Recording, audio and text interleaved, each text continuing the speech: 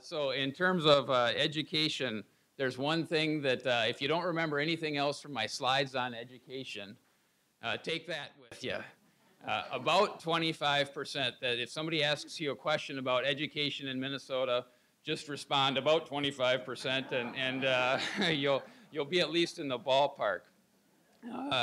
So what exactly am I talking about 25%? Well, one of the things we've already mentioned a few times, and that is that our future workforce, our kids, about 1 in 4 kids in the state is a child of color, and so that's one of the 25% that I'm talking about. Our future workforce, our current school-age children, about 25%. Mention has already been made of the fact that Minnesota has a gaping achievement gap or opportunity gap. And another one of our about 25% is the gap between the performance on state reading tests. This is a 3rd grade reading test. The middle line there is the performance overall. The top line here is the white 3rd graders. The bottom line there is the 3rd graders of color. And you can see that the white students pass or meet state proficiency standards at about 25 percentage points higher than the students of color. So that's the well-known achievement gap or opportunity gap that we've been talking about. Another 25%, about 25%, this is actually a 30 percentage point gap. So when you fast forward to look at our performance on 11th grade math scores in our state. We have a problem with math scores overall in that, about half of our students, regardless of race, aren't meeting state standards, but the gap here is concerning, as it was back in the 3rd grade reading scores. Another 25%, just as a footnote to this slide here, is that the students of color, only roughly 25% of the students of color are meeting state standards on the 11th grade math scores. And finally, another one of the key measures that you'll find on Minnesota Compass is the on-time high school graduation rate. And again, here, you're in the ballpark if you say about 25%. It's actually, again, a 30 percentage point gap between the on-time graduation rate of white students and students of color. Another footnote on this slide, about 25% of students are not graduating on time, just as an overall number. But our main concern that I'm wanting to drive home here, I think is obvious, is this achievement gap or opportunity gap. We'll dig just a little bit deeper and a little bit more nuance on this. We've been talking about this broad of color category. Let's break it down a little bit more and look at specific groups. And I'm not yet telling you which of our key measures this is. I'm sure all of you already know since you study the Compass website so regularly. But the pattern that you see here is that the white students are meeting this standard or perhaps graduating at this higher level. And there's a gap between them and the Asian students that's fairly significant. And an even bigger gap between white students and American Indian, African American, and Hispanic or Latino students. I didn't hear anybody shout out a guess just yet. Anybody want to shout one out on which of our key measures this is? That was a 3rd grade reading measure. Again, this is a very similar pattern. In the interest of time, I won't quiz each and every one of you, but we see a very similar pattern, unfortunately replicated then in the high school graduation rate. And so if you're keeping track, well, we earlier talked about 3rd grade reading and math and graduation rate, so this one must be, I just led you into this. This is a trick question. This is actually workforce participation. This is not one of our education key measures. This is a measure you would find in our demographics section now that talks about workforce participation. And the point here is there's a little bit of change and shift from what we saw earlier, but the bigger picture is that the basic gaps and disparities that we saw in education are then replicated in the workforce. And so it's really important if about 25% of our future workforce is made up of students of color, if we want to close these sort of workforce disparities, we have some work to do. Before leaving the education slides, I want to point out a couple of things that it's not just about race, of course. There's also other things involved. Housing is a big influence on educational outcomes. Here we're looking at the comparison between kids who are able to stay in the same school versus kids who are moving around. Not quite about 25%, but a 19 percentage point gap between those two groups. And when you look at higher income kids compared to lower income kids, there you do see that 25 percentage point gap show up again, with the higher income students much more likely to meet state standards. Here we're looking at third grade reading once again. So those give us a couple of levers to pull if we're interested in addressing the achievement gap. What if we stabilized housing for all kids? What if we gave lower income kids the same opportunities that higher income kids have in our state? What would that do to the achievement gaps that we were looking at? And we do have a little data that actually speaks to that. When you look at, this is sort of a complicated graph, but here are the white students. Well, first off, there are two groups: lower income, meeting standards for free and reduced price lunch, and higher income. If we just focus on this higher income group here, the white students, 90% of them meeting state standards, and students, American Indian, for example, in this case, 78% meeting state standards.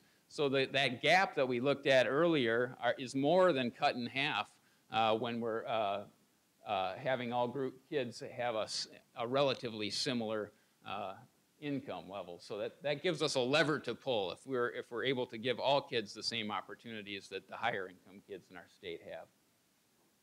And finally, I don't want to leave you with the impression, based on that last slide, that low income means that you're going to have lower achievement, because there are some schools, public schools, primary districts like Eagle Valley, where nearly 80% of the kids are on free and reduced price lunch, yet 100% of the third graders there met state standards. Or a charter school, Concordia Creative Learning Academy, where 94% of the third graders were on free and reduced price lunch, but 93% of their students met the state standards. So it is possible to give those lower income students the same opportunities as higher income students and the same success rates.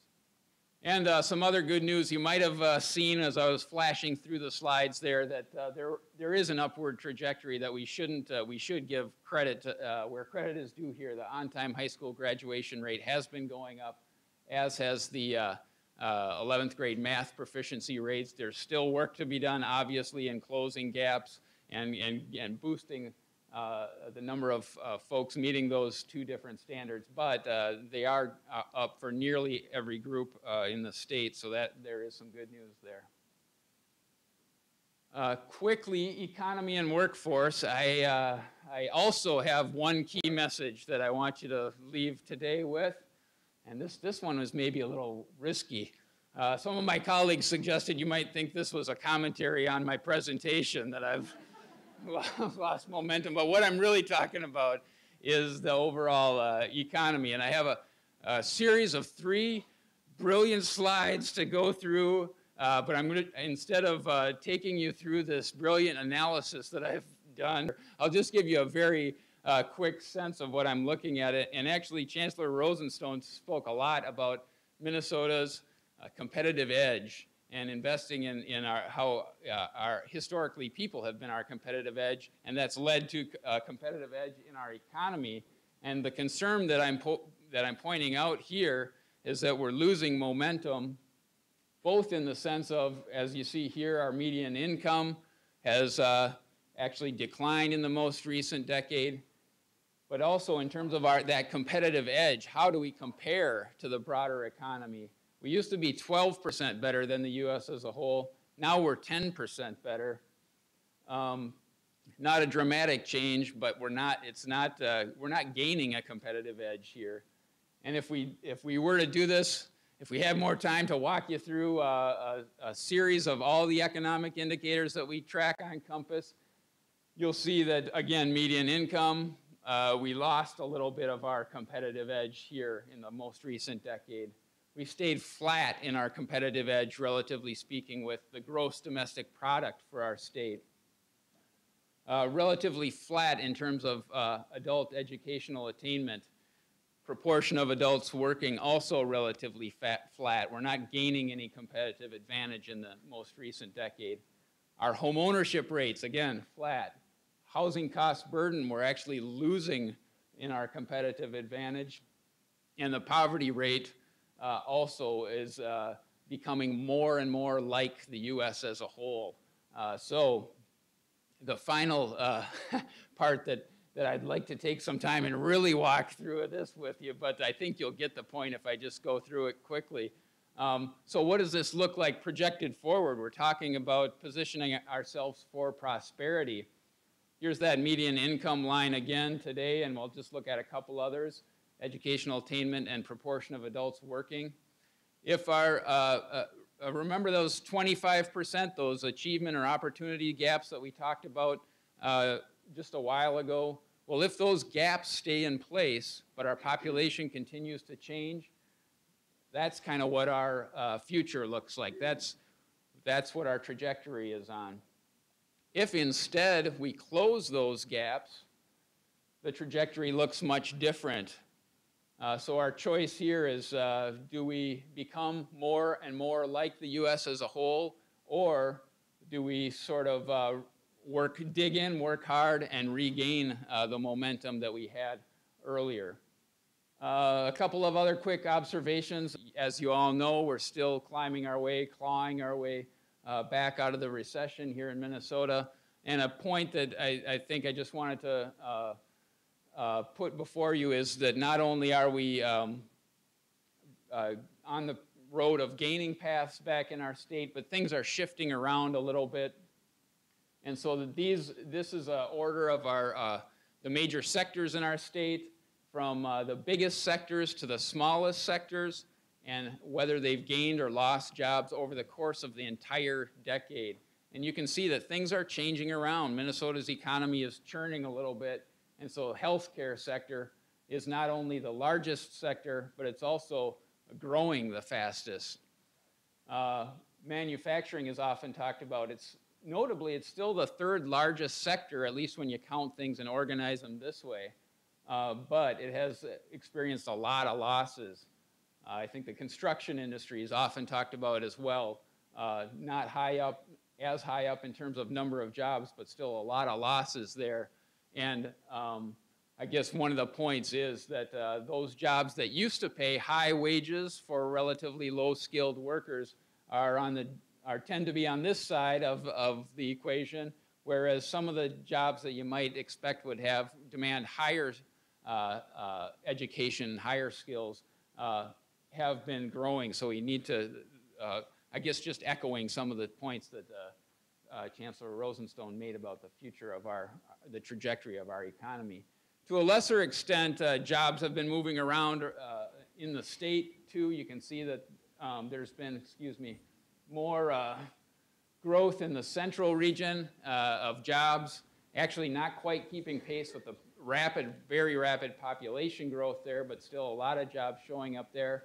And then in west central Minnesota, I guess benefiting perhaps from the rapid growth of the Fargo-Moorhead area, we're also seeing a lot of growth out in that area of the state.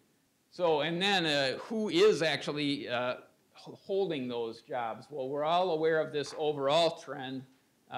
It doesn't look too dramatic on this slide, but a 5% loss in workforce participation rate actually is quite dramatic. But it's very dramatic when you look at teenagers, and maybe you're not so concerned about teenagers, but this is the time when people do get their first experience in the workforce, and there's been a huge drop in workforce participation for the 16 to 19-year-olds, and a pretty significant drop for 20 to 24-year-olds as well.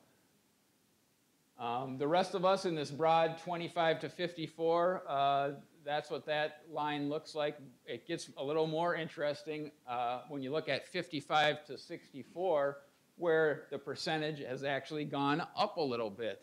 And even those who we would traditionally think of in their retirement years, that number has not gone down. So I guess I scooped myself there by putting it all in the headline, but the point is that the young are having a hard time finding employment while the older workers can't afford to leave. So those are a series of slides just showing you a little bit about the churn and shift in what's going on in Minnesota's economy and workforce. So positioning ourselves for prosperity, this is my opportunity to sum up those the slides that we've just presented you, the trends on behalf of the whole Compass staff here.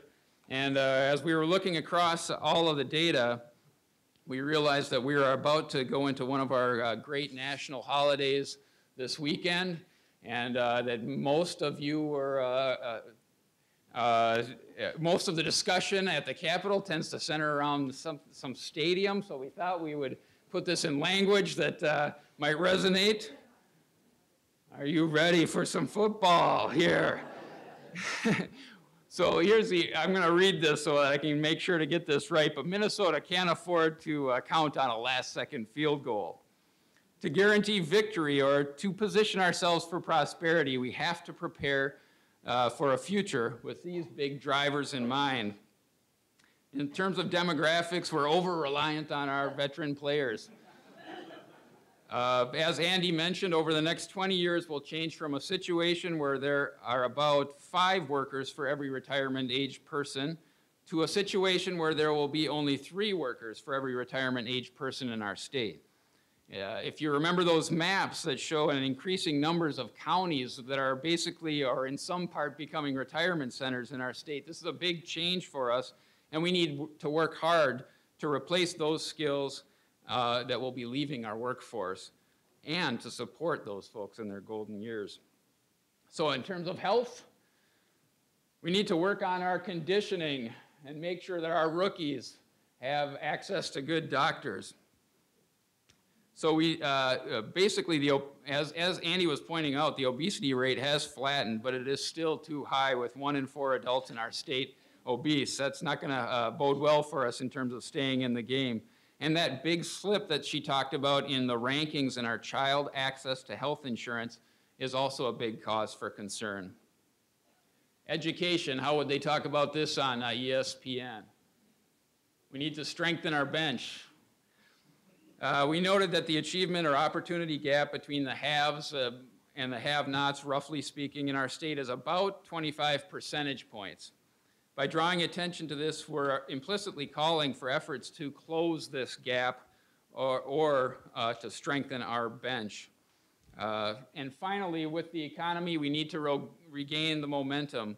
For those of you who are sports fans, or maybe there's more people in this crowd who are watching the political primaries, you know that momentum is king. Once you start to lose it, it's really hard to regain. And you need to work hard to regain it.